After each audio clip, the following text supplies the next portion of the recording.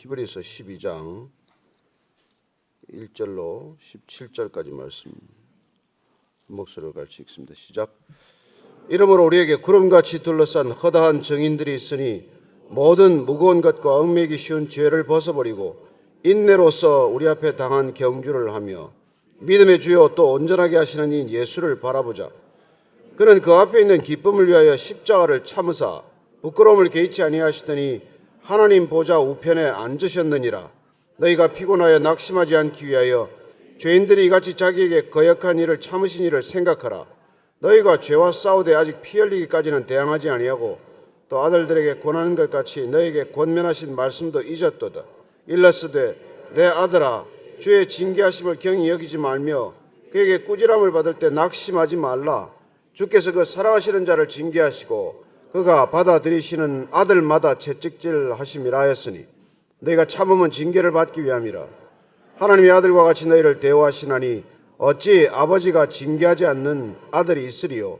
징계는 다 받는 것이거늘 너희에게 없으면 사생자요 친아들이 아니니라. 또 우리 육신의 아버지가 우리를 징계하여도 공경하였거든 하물며 모든 영의 아버지께 더욱 복종하며 살려하지 않겠느냐. 그들은 잠시 자기의 뜻대로 우리를 징계하였거니와 오직 하나님은 우리의 유익을 위하여 그의 거룩하심에 참여하게 하시느니라. 무릇 징계가 당시에는 즐거워 보이지 않고 슬퍼 보이나 후에 그로 말미암아 연단받은 자들은 의와 평강의 열매를 맺느니라. 그러므로 피곤한 손과 연약한 무릎을 이렇게 세우고 너희 발을 위하여 곧은 길을 만들어 저는 다리로 하여금 어그러지지 않고 고침을 받게 하라. 모든 사람과 더불어 화평함과 거룩함을 따르라. 이것이 없이는 아무도 주를 보지 못하리라. 너희는 하나님의 은혜에 이르지 못하는 자가 없도록 하고 또 쓴 뿌리가 나서 괴롭게 하여 많은 사람이 이로 말미암아 더럽게 되지 않게 하며 음행하는 자와 혹 한 그릇 음식을 위하여 장자의 명분을 판 에서와 같이 망령된 자가 없도록 살피라. 너희가 아는 바와 같이 그가 그 후에 축복을 이어받으려고 눈물을 흘리며 구하되 버린 바가 되어 회개할 기회를 얻지 못하였느니라. 아멘. 우리는 믿음의 길을 가다가 겪는 그런 고난들 앞에서 때로 하나님께 부르짖습니다. 왜입니까? 왜 제게 이런 고난을 허락하십니까? 그러나 쉽게 답을 얻지는 못합니다. 그건 마치 이 땅에 악이 왜 존재하는가라고 묻는 것과도 같은 일이기 때문입니다. 왜 선한 하나님께서 악을 허락하십니까? 수많은 사람들이 그 질문을 했었고 그러나 그 질문에 시원한 답을 얻지 못했습니다. 그러나 하나 알거니와 하나님은 악을 짓지 않으셨습니다. 그래야 우리는 악을 우리가 불러들인 것이라는 것을 알게 되고 그리고 선이 부재하는 곳이고 악이라는 것을 알게 됩니다. 그것은 마치 빛이 존재하지 않는 곳이 어둠인 것과 마찬가지입니다. 하나님은 빛을 창조하셨습니다. 그러나 그 빛이 들어오자 어둠은 사라지고 흑암은 걷히고 깊은 혼돈 가운데 질서가 생기는 것을 보게 되는 것이죠. 하여 빛이 사라지는 곳마다 어둠이 다시 짙게 깔리는 것을 보게 되고 그 어둠 가운데서 우리는 이해할 수 없는 무질서를 다시 경험하게 됩니다. 하나님께서는 우리에게는 그러나 고난은 허락하십니다.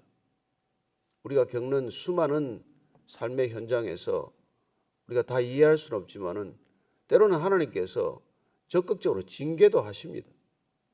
오늘 히브리서 기자는 그리스도인들에게 닥치는 이 고통스러운 상황과 고난들을 피하지 않도록 하기 위해서 그는 어쩌면 아버지가 아들에게 내리는 징계를 비유 삼아서 우리에게 신앙길에서 겪을 수밖에 없는 고난을 적극적으로 수용하도록 받아들이도록 우리를 권면하는 것을 보게 됩니다.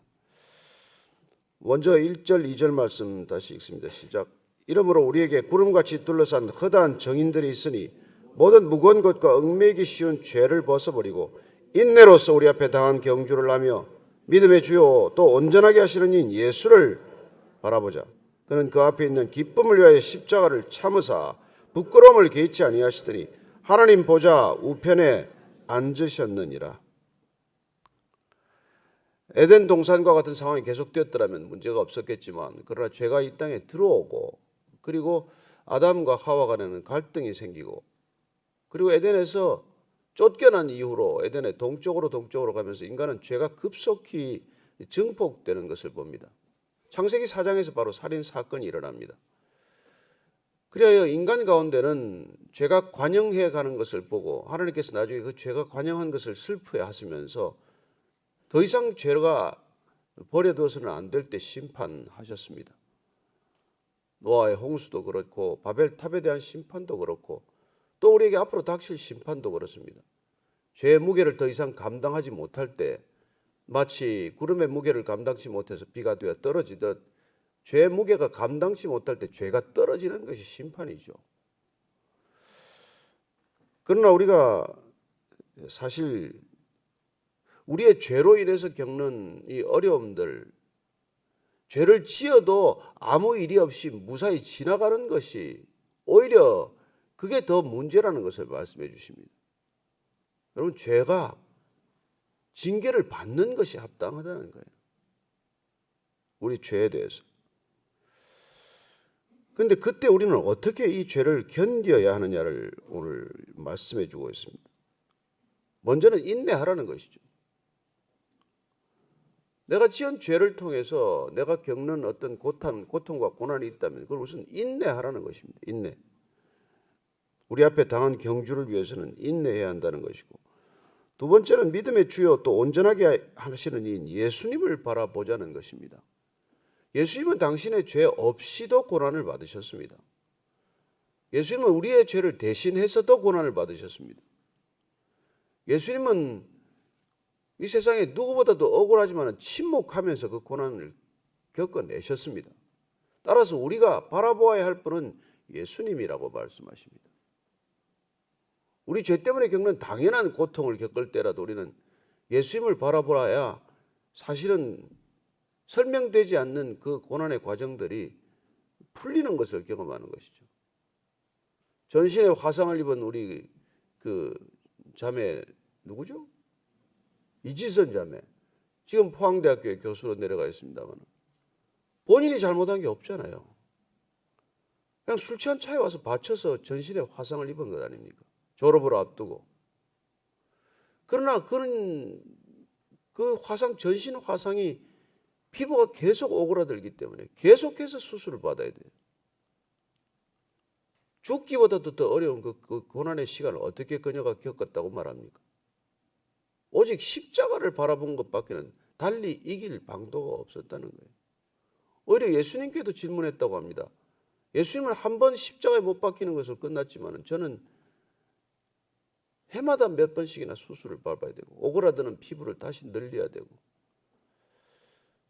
정말 인생의 가장 활짝 꽃피는 그 인생의 나이에 전신에 화상을 입고 그런 고통의 시간들을 이기고 그리고 유학을 가서 그 사회복지학을 하고 이제 고통받는 이들을 위해서 살기로 결단한 것이죠. 그래서 모든 고통의 순간마다 하여튼 십자가를 바라보았다는 것입니다. 창틀의 틀을 보고도 십자가를 본 듯이 지냈고 그 모든 순간들마다 십자가를 기억할 때 비로소 이겨낼 수 있었다는 간증을 듣습니다.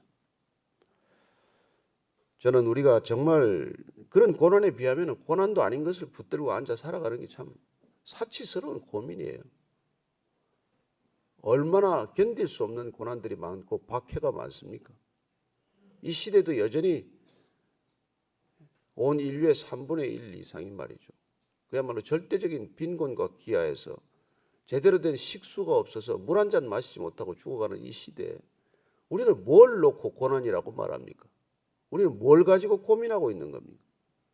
좀 더 못 먹고 사는 것? 남들이 먹고 사는 만큼 못 먹고 살아서 고민이 됩니까? 우리는 그런 걸 고난이라고 말해서는 안 됩니다. 가지고 있던 게 좀 사라졌다고 그걸 고난이라고 말하지 마십시오. 우리가 정말 고난이라고 말하려면 예수님 때문에 겪은 고난이 뭐가 있습니까? 복음을 전하다가 겪은 수치가 있습니까? 그저 이렇게 우리가 살아가면서 뭐 남들만큼 풍족하게 살지 못하는 게 고난입니까? 그런 얘기를 하지 말자는 것이죠. 정말 우리가 예수님 때문에 겪는 고난이 있다면 그때 십자가를 바라보아야죠. 내가 잘못해서 뭐 사기당해서 무슨 고통을 겪는다면 그때 십자가를 바라보는 거예요. 십자가를 우습게 만드는 걸 거예요. 어쩌면 우리가 정말 이게 내가 겪는 게 무엇 때문인지, 내 죄 때문인지 무엇 때문인지 우리가 냉정하게 바라보아야 할 때입니다. 어쨌건 우리가 이 지금 히브리서 기자가 말하는 고난은요, 이 지금 예수님 믿다가 겪는 고난 때문이에요. 오늘 죽을지 내일 죽을지 모르는 박해 시대에 그때 지금 우리가 겪는 걸 고난이라고 말하는 것입니다. 우리가 뭐 좀 병정 걸려서 겪는 고난이 아니라, 우리가 좀 경제적인 어려움 때문에 겪는 고난이 아니라, 우리가 좀 친한 친구한테 배신을 당해서 겪는 그런 고난이 아니라, 우리가 십자가 때문에, 예수님 때문에, 믿음 때문에 진정으로 겪는 고난, 그때 십자가를 바라보라 이 말입니다. 사실은. 그래 피곤하여 낙심하지 않기 위하여 죄인들이 같이 자기에게 거역한 일을 참으신 일을 생각하라. 예수님은 그렇습니다. 이 땅에 구원을 위해 오셨다가 겪는 고난입니다. 온 인류의 죄를 대신해서 겪는 고난입니다. 그리고 자기에게 거역한 사람들을 끝까지 참는 그런 인내를 바라보라는 것이죠. 우리는 어떻습니까? 4절 5절입니다. 시작. 너희가 죄와 싸우되 아직 피 흘리기까지는 대항하지 아니하고 또 아들들에게 권하는 것 같이 너희에게 권면하신 말씀도 잊었도다. 일렀을 때 내 아들아 주의 징계하심을 경히 여기지 말며 그에게 꾸지람을 받을 때에 낙심하지 말라. 우리는 문제가 뭐냐면 죄와 싸우되 피 흘리기까지 싸우지 않았다는 것입니다. 그래 우리는 죄의 뿌리를 뽑지 못했다는 것입니다. 우리는 회개를 했지만 모양만 회개지 철저히 회개하지 않았다는 것입니다. 우리는 예수를 믿는다고 하지만은 이해되는 만큼만 믿는다는 것입니다. 우리는 순종한다고 하지만은 내 몸이 따라가는 만큼만 순종한다는 것입니다. 피 흘리기까지 우리는 순종하지 않고 피 흘리기까지 복종하지 않고 피 흘리기까지 죄와 싸우지 않는 게 문제라는 거예요. 옛날에 제가 무슨 옛날 어릴 때 시절에 무슨 과부가 홀로 살기 위해서 말이죠. 자기 몸을 늘 어떤 생각이 나거나 자기를 불결하게 하는 생각이 나면 바늘로 허벅지를 찔러가지고 온 양쪽 허벅지가 피멍이 들고 핏자국으로 가득했다는 그런 얘기를 들은 적이 있어요. 무슨 그리스도를 안 믿어도 십자가를 바라보지 않아도 자기가 양심에 어긋나는 일을 하지 않기 위해서 윤리적으로 도덕적으로 어떤 선을 지키기 위해서 자기 몸에 전신을 바늘로 찔러가면서도 그렇게 견뎠고 어떤 수행을 위해서는 말이죠. 가시 덤불을 쳐놓고 졸지를 않고 앉아서 10년을 그렇게 기도하는 그런 사람들도 있는데 우리는 무슨 죄와 한번 제대로 된 싸움을 해본 적이 있냐는 것입니다. 정말 이 시대 그리스도인들이 거룩을 위해서 내가 거짓말 하나를 끊기 위해서 정말 입에다가 반창고라도 붙이고 다닌 적이 있느냐는 것입니다. 우리가 도대체 이 그리스도인들로 살아가는 기준을 자체를 너무 낮춰가지고 세상이 그리스도에 대한 이해를 할 수가 없게 만들어버리지 않았냐는 것이죠. 우리가 이런 히브리서를 읽고 당시 성경을 읽을 때 그들이 고민했던 건 뭐고 그들이 정말 살고자 했던 건 뭐냐는 것이죠. 우리가 이 시대에 살아가면서 우리도 나름대로 어려움과 고난을 겪고 있는 건 사실이지만 정말 우리는 신앙 때문에 겪는 고난이냐는 것입니다. 십자가 때문에 겪는 고난이냐는 것이죠.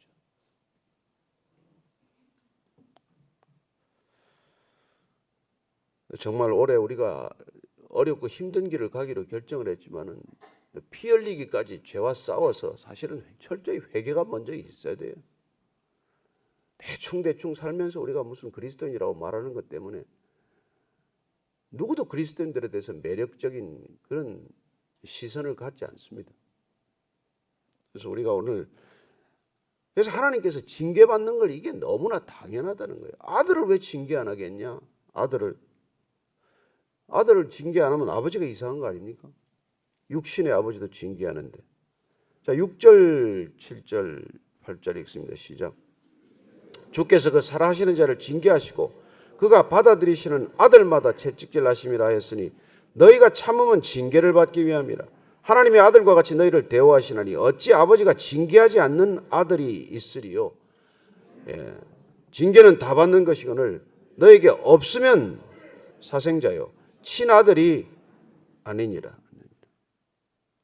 아버지가 사랑하기 때문에 자녀를 반드시 징계한다고 말합니다. 사랑하는 아들이 좋은 것을 누리기 위해서 좋지 않은 것을 허락하시는 아버지라는 것입니다. 자녀들이 궁극적으로 가장 좋은 것을 취하도록 하기 위해서 어떻게 보면 차선 이하를 차체로 깎아내는 것, 그게 징계의 목적이라고 말합니다. 이 징계하다라는 뜻 자체가 아이라는 뜻에서 나온 단어예요. 원래 이 히브리어, 헬라어 단어를 보면 파이디오라는 단어인데 파이디오라는 단어는 파이스라는 아이들에게서 나온 단어예요. 그래서 아이라는 건 원래 뭡니까? 아이는 돌봐야죠. 훈육하고 가르쳐야 합니다. 양육해야 합니다. 그래서 그 양육하는 과정에서 생긴 게 징계하다, 징벌하다, 벌을 주다라는 뜻이 나온 거예요. 이는 히브리어에서도 마찬가지입니다. 히브리어에서도 야사르라는 단어가 있는데 오늘 한번 두 단어를 여러분들이 배우고 가시면 좋을 것 같아요. 잠언 4장 한번 보십시오. 잠언 4장. 잠언 4장 13절. 잠언 4장 13절 시작. 같이 읽으세요. 시작. 훈계를 굳게 잡아 놓치지 말고 지키라. 이것이 내 생명이라. 훈계를 굳게 잡고 놓치지를 말라고 말합니다. 왜냐하면 거기서 생명이 난다고 말합니다. 여러분 여기 훈계라는 것도 여기 우리가 지금 밑에 우리 여기 지금 히브리서에 나온 단어와 징계하고 같은 단어입니다. 훈계, 가르치다, 징계하다. 그래서 이 야사르라는 히브리어를 계속 헬라어로 번역한 단어가 파이디오라는 단어. 어린아이들을 가르치고 양육할 때 반드시 징계가 따라야 한다는 것입니다.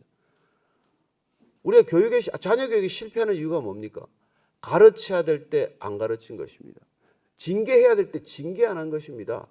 버릇 없이 키운 것이죠. 말 못 알아들을 때는 징계해야 합니다. 말귀를 못 알아듣는 아이들한테는 반드시 징벌해야 합니다. 그래서 그걸 피하도록 만들어줘야 되는데 절대로 우리가 그걸 하지 않았거든요. 그리스도인들이 처음 그리스도를 알아갈 때 징계를 받아야 돼요. 예수 믿는 게 어떤지 제대로 알아야 됩니다. 그래서 하나님께서 직접 고난을 주시는 것이죠. 그래서 사랑하시는 자는 반드시 징계한다는 것입니다. 사랑하기 때문에. 여러분 사랑하지 않으면 그냥 내버려 두는 것이죠. 우리가 남의 자녀들 잔소리합니까? 남의 남편, 남의 아내한테 우리가 왜 잔소리를 하겠습니까? 그러나 사랑하기 때문에 우리는 할 말을 하는 것이고 얘기할 걸 얘기하는 것이죠. 그 아들마다 채찍질을 했다고 말합니다. 아버지가 징계하지 않는 아버지가 어디 있냐? 아들은 반드시 징계를 받아야 된다. 징계는 다 받는다. 없으면 사생자다, 사생하다. 그렇게 말합니다. 그런데 우리 육신의 아버지가 우리를 징계해도 공경하였거든 하물며 모든 영의 아버지께 더욱 복종하며 살려하지 않겠느냐. 그렇습니다. 육신의 아버지도 징계할 때 우리가 순종해야 하는데 하나님 아버지께서 징계할 때는 우리가 얼마나 더 순종해야겠느냐. 그들은 잠시 자기의 뜻대로 우리를 징계하였거니 오직 하나님은 우리의 유익을 위하여 그의 거룩하심에 참여하게 하시느니라. 징계의 목적이 뭐라고요? 거룩함에 참여하게 하시는 것이라는 겁니다. 우리가 거룩해야 하거든요. 옛날에 빨래할 때 그 다 뭡니까 이게 뭐 방맹이로 엄청 두드리지 않았습니까? 요새는 뭐 전부 세탁기에 돌리지만 옛날에 빨래터에 가면 전부 방맹이로 두드려 패가지고 때를 빼는 거죠. 뭐 때를 빼서 깨끗하게 하는 것이죠. 우리도 그렇게 방맹이로 맞아야 때가 좀 빠진다는 뜻입니다. 그래서 많이 맞아야 돼요.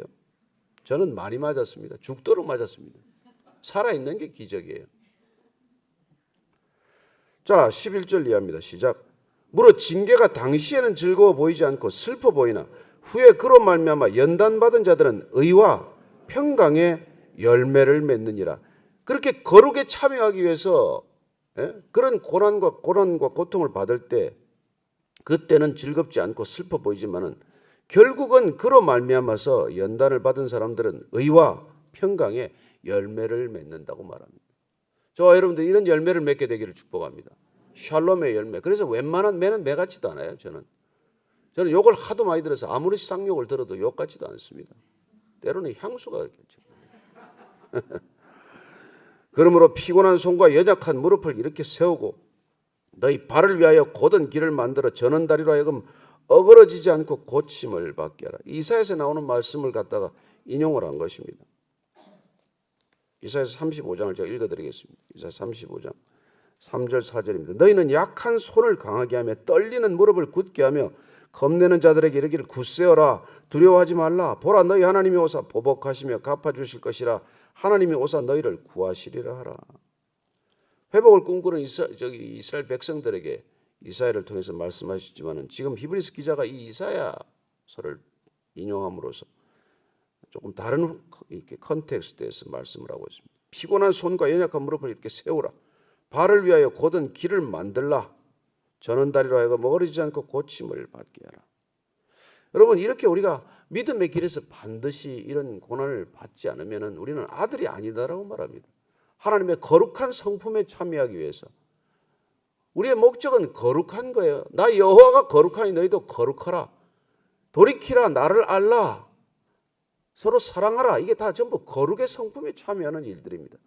항상 기뻐하라, 기도하라, 쉬지 않고 감사하라. 이게 다 거룩한 성품에 참여하는 일이에요. 우리의 목적은 행복이 아닙니다. 이 땅에 좀 잘 먹고 잘 사는 게 아니에요.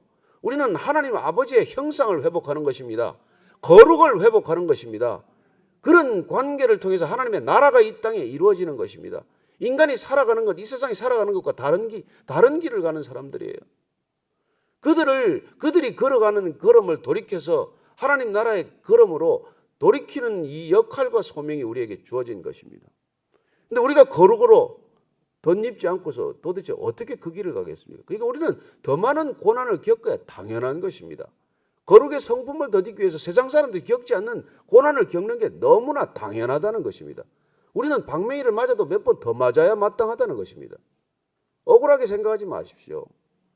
그때 우리는 의와 평강의 열매를 맺게 된다는 것입니다.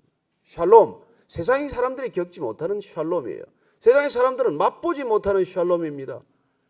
제가 어제 아내하고 잠시 어디 가면서 그런 얘기를 해서 여보, 우리는 정말 이런 축복이 어디 있냐. 뭘 가져서가 아니라 이런 기쁨, 세상 사람이 맛보지 못하는 기쁨, 소유의 기쁨이 아니라 존재하는 기쁨, 사람들을 많이 알아서 하는 것이 아니라 하나님 한 분을 제대로 아는 기쁨, 이런 샬롬을 누리는 사람들이 여러분 세상 사람들 때문에 이렇게 요동치는 삶을 사겠습니까?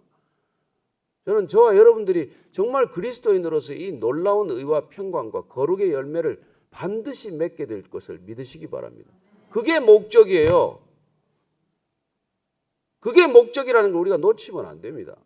우리는 거룩이 목적이란 말이에요. 세상 사람들처럼 부패하고 타락하는 게 목적이 아닙니다.